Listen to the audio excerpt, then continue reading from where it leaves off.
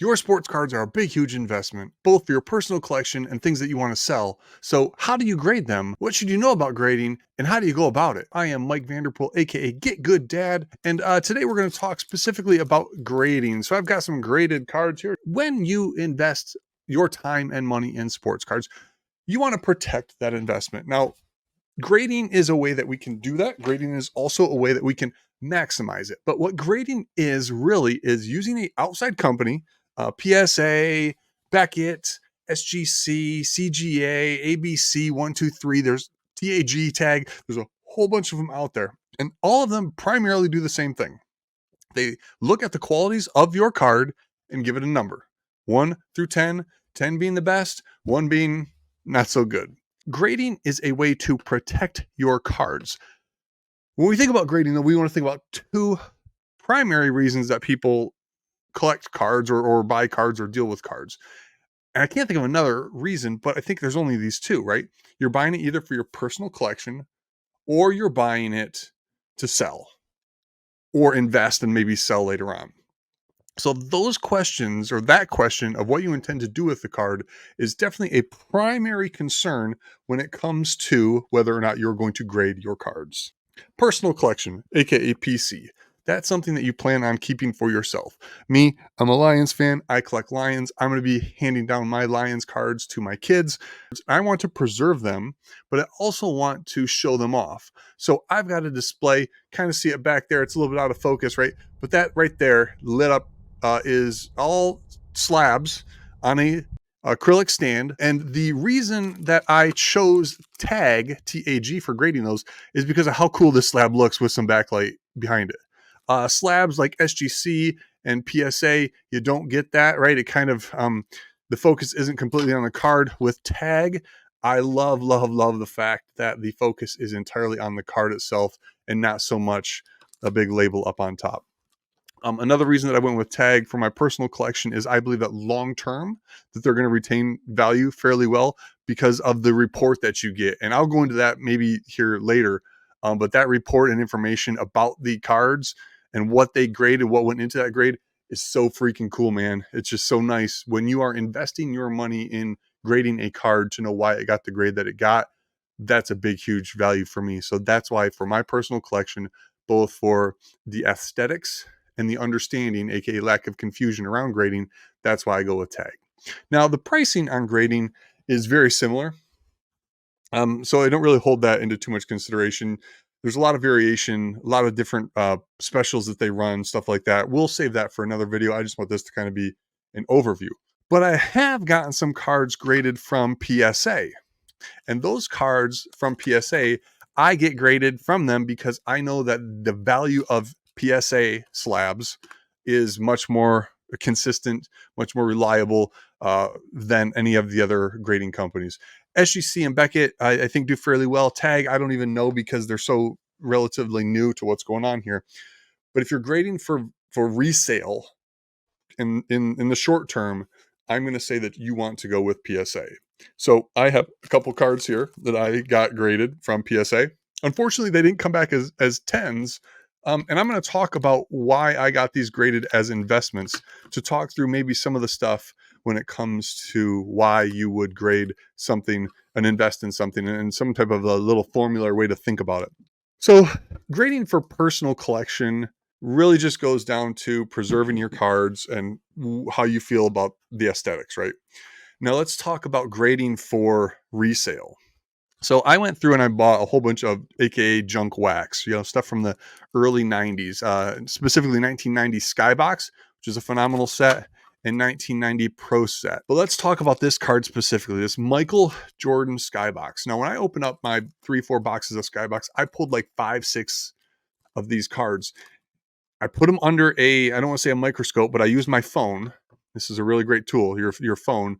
Use your camera on your phone and zoom in, scan this card and all of the cards, and I saw almost all of them, other than I think 3, had like this weird stippling or on the gold border. This gold border is really tough. It was crazy. You couldn't see it with the naked eye, but I could see it with my camera. So do not rely on your naked eye for grading. So these Michael Jordan Skybox cards, of which I got 6 of them, I think 7 of them, sent 3 in for grading. Why did I choose to send this card in specifically? Well, it all had to do with this little bit of an equation that I run in my head. So let's go ahead and we're going to hop over to eBay and let's look at 1990 Michael Jordan Skybox cards. We can see right here, this will be a little bit of a lesson on eBay as well. When you look at eBay, what comes up first is recommendations based on a best match for what you entered in for the search. And it's also showing you what's for sale. So here's somebody looking to sell a Michael Jordan Skybox card in a one touch for $5,000. Will this sell for $5,000? I highly doubt it. Will this PSA 9 Michael Jordan sell for $50? I highly doubt that as well. Why? Because when I looked to determine whether or not I wanted to send these cards in, I looked at the sold listing. So anytime you're trying to do comps, find comparable cards that have sold, you want to go to eBay and look at your sold items. Click that right there. Now we're going to go ahead and we can see this is like a $5 card raw. Raw means not graded. Here's another one that sold for $5. So $5 seems to be a going price here. Here's one for $2. That's probably going to be a little bit dinged up if I look at that corner there. Yeah, these cards are a little sketchy. That upper corner there looks a little, upper left corner looks a little whack. So how did I determine, like I thought that this card was in really great condition. How did I determine whether or not I wanted to send it in to get it graded? I looked at the value and I looked at 2 primary values. I looked at the value of what a PSA 9 is and what a PSA 10 is. So if I think about this card as a $5 card and grading as costs about $25, let's say that I would have to invest $30 into this card to get it. This right here cost me $30, right?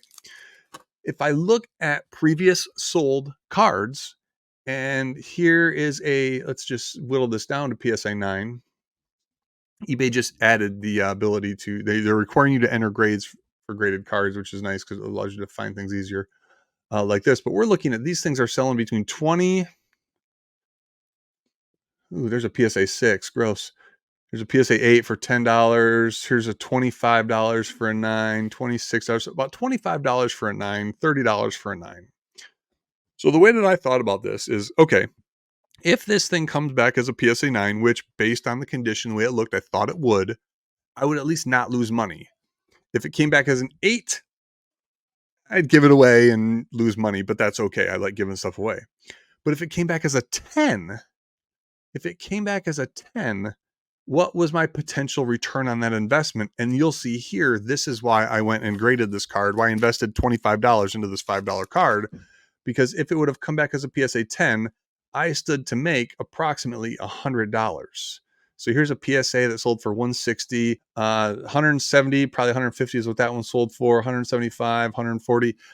I think you get what I'm saying here. The return on investment, the chance for me to make money getting this graded was there. So that's why I went for it. And I sent in 3. 1 came back as an 8. That's this one. I'm doing a giveaway on it. 2 came back as a 9. I think I gave one away and I'm going to save one for myself because I don't have that card and there's a whole bunch of cool nostalgia. So when I determine whether or not I want to get cards graded, I am specifically looking at, is it for my personal collection? If yes, it's going to tag. If it's for investment, I'm going to look and determine whether or not that card has investment potential. Now, these are older cards, right? What, 1990, long time ago. The value on those isn't going to swing much. So I could be pretty positive this is going to hold up. You want to be really, really careful with modern, especially baseball modern, because baseball modern and the way prospects works is pretty insane, especially when they get their first rookie card, true rookie card. Great example, James Outman for the Dodgers had a rookie card this year that I got some. I looked at PSA. Holy cow, their PSA 10s were selling for like $100. I sent mine in. By the time they came back, and PSA can take a while. By the time they came back, let's just say they were no longer worth $100. They weren't even worth the cost of grading. So modern cards, you really want to be careful of timing things because Look at what happened with like a person like Brock Purdy, who had an exceptional season. Prices really inflated and then got hurt this year. Cards kind of went down. Luckily enough, Brock Purdy's back, performing well, and it's back up. But modern really tends to have more variation, fluctuation in pricing. So the investment you're making for grading, you want to look at some long-term statistics when possible, or you're gambling. Let's just put it that way, down and dirty. But anyway, I hope this gave a little bit of an overview on just grading in general.